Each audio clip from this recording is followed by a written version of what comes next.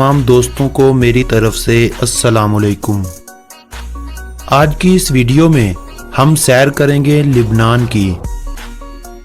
दोस्तों, लिबनान की अगर तारीख की बात करें तो लिबनान पर हर रंग, हर कौम और हर मज़हब के लोगों ने हुकूमत की। लिबनान कितना पुराना है इसका अंदाज़ा आप सिर्फ इस बात से लगा सकते हैं कि लिबनान का नाम पिछले 4000 सालों से ज़्यादा का अरसा गुजरने के बावजूद भी तब्दील नहीं हुआ। लिबनान के पहले दौर के लोग फनीकी कहलाते थे। ये वही लोग हैं जिन्हें सामी भी कहा जाता है, जिनके बारे में मशहूर है कि सबसे पहले हरूफ इन्हीं लोगों ने तरतीब दिए थे, यानी लिखाई की इब्तदा इन्हीं लोगों से हुई थी और पहले पहल जहाज रानी भी इन्हीं लोगों ने शुरू की थी। इस खित्ते पर कई अंबिया मबूस हुए, इसलिए यहाँ हर मजहब ने अपना रंग बखेरा है। इस्लाम के इस दुनिया में आने से पहले इस सरजमीन पर ईसाइयों और यहूदियों ने हुकूमत की और अपना राज चलाए रखा। 1120 से 1697 तक मान खानदान ने इस सरजमीन पर हुकूमत की, जिसके बाद शहाब खानदान इस खित्ते पर काबिज हुआ, जिसने 1697 से 1842 तक लबनान पर हुकूमत की। इस दौरान इस इलाके की तजारत में बहुत इजाफा हुआ। खास तौर पर इस दौर में यूरोप के साथ रेशम की तजारत होती थी। लेबनान एशिया के एक सिरे पर मौजूद है और यूरोप से जुड़ा हुआ है, इसीलिए लेबनान में कई सदियों से यूरोपीय अक़वाम जैसे वो तमाम अवामल पाए जाते हैं जो मुसलमानों के नज़दीक गुनाह कबीरा समझे जाते हैं। शहाब खानदान के राज के दिनों में लिबनान से तजारत तो होती थी, मगर तजारत के लिए बंदरगाह फ्रांस की मार्सेई बंदरगाह इस्तेमाल होती थी। इसीलिए आहिस्ता आहिस्ता फ्रांसीसी असर रसूख इस इलाके में बढ़ने लगा। फ्रांस और बरतानिया ने एक तरफ तो सल्तनत उस्मानिया यानी तुर्की को लबनान की तरफ उभारा और दूसरी तरफ लबनान के मारूनी ईसाइयों, दारूज और मुसलमानों के दरमियान फूट डाल दी। हत्ता कि लबनान में बगावत और खाना जंगी ने अपना सर उठाया, जिसका फायदा उस्मानियों ने उठाया और लबनान पर अपना इक़्तिदार मुकम्मल तौर पर कायम कर लिया। उस्मानियों के दौर में यूरोपीय अक़वाम ने एक मुआहदे के तहत यहाँ तबलीग की इजाज़त हासिल कर ली, जिसका नुकसान ये हुआ कि तुर्की की खिलाफत के दौरान ही यहाँ पर एक आज़ाद मारूनी ईसाई इलाका कायम हो गया था। उस्मानियों ने मुल्क के अंदर खाना जंगी होती देखी तो लिबनान को मुसलमानों, ईसाइयों और दरूज मजहब के लोगों की आबादी के हिसाब से तकसीम कर दिया, मगर इसके बावजूद भी खाना जंगी को ख़त्म तो दूर कम भी ना किया जा सका, जिसकी एक बड़ी वजह फ्रांस की मारूनी ईसाइयों की मुसलसल इमदाद करना थी। पहली जंग अजीम के दौरान जब उस्मानी सल्तनत अपने ज़वाल का शिकार हुई तो उस्मानियों के बनाए हुए लबनान के 5 अजला को लीग ऑफ नेशंस की तरफ से फ्रांस को सौंप दिया गया।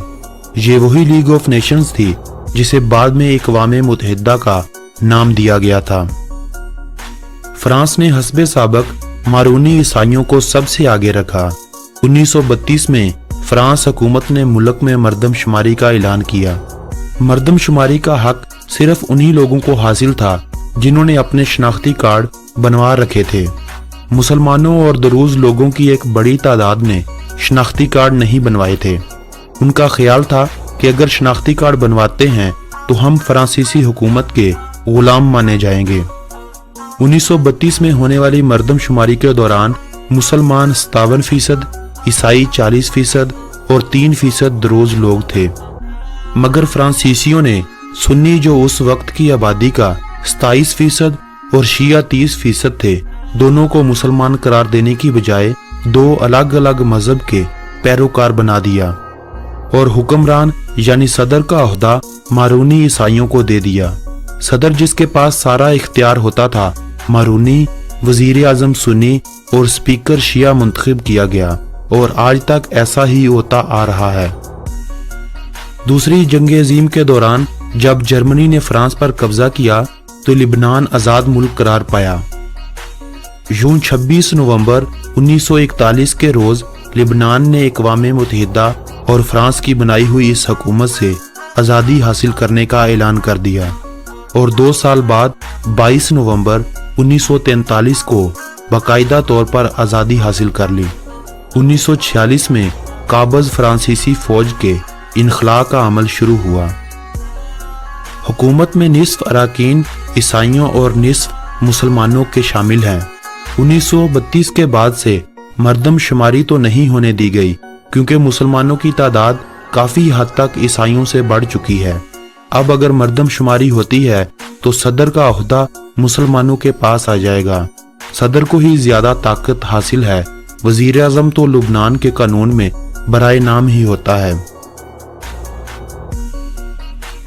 1975 کی خانہ جنگی سے پہلے لبنان مشرق وسطیٰ کا پیرس اور سوئٹزرلینڈ شمار ہوتا تھا، مگر 1975 کی خانہ جنگی نے لبنان کو تباہ و برباد کر کے رکھ دیا۔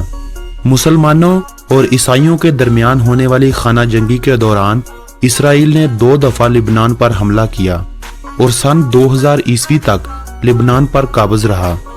خانہ جنگی کے بعد لبنان نے ترقی کی راہ پر قدم رکھا ہی تھا کہ اسرائیل نے اپنے 2 فوجیوں کو تحریک حزب اللہ سے آزاد کروانے کے بہانے حملہ کر دیا۔ تحریک حزب اللہ کو ایران کی مکمل سپورٹ حاصل تھی اور ایمان کا جذبہ تھا جس نے مسلمانوں کو ڈولنے نہیں دیا، اور اکتوبر 2006 میں اس قبضے کی کوشش کو ناکام بنا دیا گیا۔ اس خانہ جنگی کے دوران اب تک 2 لاکھ سے زیادہ افراد کو موت کی نیند سلا دیا جا چکا ہے، جن میں سے ایک بڑی تعداد مسلمانوں کی ہے۔ مسلمانوں کی ایک بڑی تعداد فلسطین سے آئے ہوئے مہاجرین کی ہے، جن پر کئی بار اسرائیلی فوج حملہ کر چکی ہے اور اب بھی خلائی حدود کی خلاف ورزی کرتے ہوئے اسرائیلی جہاز فلسطینی مہاجرین پر بمباری کرتے رہتے ہیں۔ مگر بھی دنیا کی انسانی ہمدردی سے تعلق رکھنے والی تنظیمیں بھی اس سلسلے میں کوئی آواز نہیں اٹھاتی، جس کی ایک بڑی وجہ لبنان کی فوج کا تقریباً نہ ہونا ہے اور دوسری بڑی وجہ لبنان میں مسلمانوں کا ہونا ہے، کیونکہ یہودیوں کی ہمیشہ سے یہی کوشش رہی ہے کہ اسلام اور مسلمانوں کو جہاں تک ممکن ہو سکے تکلیف پہنچائی جائے۔ لبنان کے محل وقوع کی بات کی جائے تو لبنان کے شمال اور مشرق کی جانب شام، جنوب میں اسرائیل اور مغرب میں بحیرہ روم واقع ہے۔ لبنان کے بارے میں اگر دلچسپ حقائق کی بات کی جائے تو لبنان اپنے خوشبودار سیبوں، دیودار کے قدیم درختوں اور زیتون کے باغات کے لیے کافی مشہور ہے۔ لبنان ایک مسلم اکثریت آبادی والا ملک ہے، جبکہ عیسائی دولت اور اقتدار پر قابض ہیں اور ان کو مغربی ممالک کی حمایت بھی حاصل ہے، جو لبنان میں ہونے والی خانہ جنگی کی ایک بڑی وجہ ہے۔ لبنان کی سرزمین زراعت کے لیے موزوں ہے، مگر زراعت پر انحصار نہیں کیا جاتا۔ ملک کی صرف 12% آبادی ہی زراعت کے شعبہ سے منسلک ہے۔ لبنان کے لیے صنعت بھی موزوں نہیں رہا، کیونکہ لبنان میں خام مال کی بھی کمی ہے۔ لبنان آج بھی تیل کی کمی کو دوسرے عرب ممالک سے حاصل کرنے کے بعد پورا کرتا ہے۔ صنعت خام ملکی پیداوار کا 21% ہے، جبکہ لبنان کی 26% آبادی صنعت کے شعبہ سے منسلک ہے۔ ملکی پیداوار کا ایک بڑا حصہ بینک کاری اور سیاحت جیسے شعبوں سے حاصل کیا جاتا ہے۔ یہ شعبہ بڑا حساس ہے اور خراب ملکی صورتحال اور بین الاقوامی تبدیلیوں سے بہت جلد اثر قبول کرتا ہے۔ لبنان مشرق وسطیٰ میں بحیرہ روم کا ایک اہم اور چھوٹا سا ملک ہے، جس کا زیادہ تر حصہ پہاڑوں سے ڈھکا ہوا ہے۔ 10,452 مربع کلومیٹر رقبے پر پھیلا ہوا یہ ملک دنیا میں اپنے رقبے کے حوالے سے 162ویں نمبر پر شمار ہوتا ہے۔ یہ ملک اس قدر چھوٹا ہے کہ آپ چند گھنٹوں میں ہی ملک کے ایک سرے سے دوسرے سرے تک سفر کر سکتے ہیں۔ چونکہ 1932 سے مردم شماری تو نہیں ہونے دی گئی، مگر 2017 کے آغاز میں लगाए गए एक अंदाजे के मुताबिक लबनान की आबादी 60,90,000 अफराद के करीब थी, जिसकी बुनियाद पर लिबनान दुनिया भर में 111वें नंबर पर शुमार किया गया है। लिबनान के हालात की तरह लिबनान की करेंसी भी काफी कमजोर है। एक पाकिस्तानी रुपया 13.91 लिबनानी पाउंड्स के बराबर है। लिबनान का कॉलिंग कोड +961 है। लिबनान वक्त के लिहाज से पाकिस्तान से 3 घंटे पीछे है। बैरूत लिबनान का दारुल हुकूमत है। 1975 में बैरूत पूरी मशरक़े वस्ता में जदीद और यूरोपी तर्ज का शहर समझा जाता था। 15 साल की होने वाली इस खाना जंगी ने इस शहर को तबाह बर्बाद करके रख दिया। यह दुनिया का वाहिद शहर है जिसे 7 बार तबाह किया गया और 7 बार तामीर किया गया है। आज भी तामीर नौ का काम जारी है कि शायद ये शहर अपना खोया हुआ मुकाम हासिल कर ले। बैरूत यूरोप और अरब दोनों खित्तों की आबादी का मिला जुला शहर है। यहाँ पर मुस्लिम भी हैं, ईसाई भी, दरोज भी और यहूदी भी एक थोड़ी सी तादाद में रहते हैं। यही वजह है कि इस शहर में अलग अलग तरह से जिंदगी बसर करते लोग नजर आते हैं। लिबनान अरब मुमालिक में सबसे ज्यादा सोने के ज़खायर रखने वाला मुल्क है, मगर माइनिंग इंडस्ट्री अभी तक ज़वाल का शिकार है। लिबनान एक ऐसा मुल्क है जिसने 1945 में एक कानून पास किया था जिसके तहत किसी भी फर्द को गैर मुल्की परचम लहराने पर पाबंदी आयद है। खिलाफ वर्जी करने वाले को जुर्माने और सजा दोनों का सामना करना पड़ता है। लिबनान मशरक़े वस्ता का एक ऐसा मुल्क है जिसमें सहरा नहीं आता और ये मशरक़े वस्ता का सबसे ज्यादा ईसाई आबादी वाला मुल्क है। लिबनान पहला अरब मुल्क था जिसने रेडियो और टीवी रखने की इजाजत दी थी। देवदार का दरख्त लिबनान का कौमी दरख्त है। इस दरख्त को आप लिबनान के कौमी परचम पर भी देख सकते हैं। इस वक्त तक दुनिया में सबसे ज्यादा किताबें जिस मुल्क पर लिखी गई हैं वो लिबनान ही है। कहा जाता है कि लिबनान का बाइबल में 75 बार जिक्र आया है।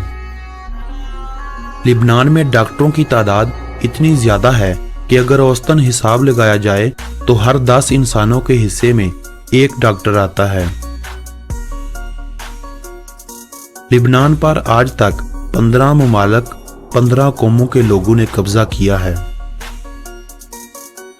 डेली पाकिस्तान की एक रिपोर्ट के मुताबिक बैरूत की एक अदालत ने हम जिन्स परिस्थिति जैसे अवामल को जायज करार देकर गैर मुस्लिम ममालिक को भी पीछे छोड़ दिया है। लिबनान का स्काई बार क्लब दुनिया के बेहतरीन क्लबों में शुमार होता है। 2016 में सियाहों की तादाद पिछले सालों की निस्बत तो काफी कम थी, मगर फिर भी 36,57,515 अफराद ने लिबनान का विजिट किया। यह वीडियो अगर आप लोगों को पसंद आई हो तो इस वीडियो को अपने अजीज़ो अहबाब के साथ व्हाट्सएप और फेसबुक वॉल पर ज़रूर शेयर करें। अल्लाह निगहबान।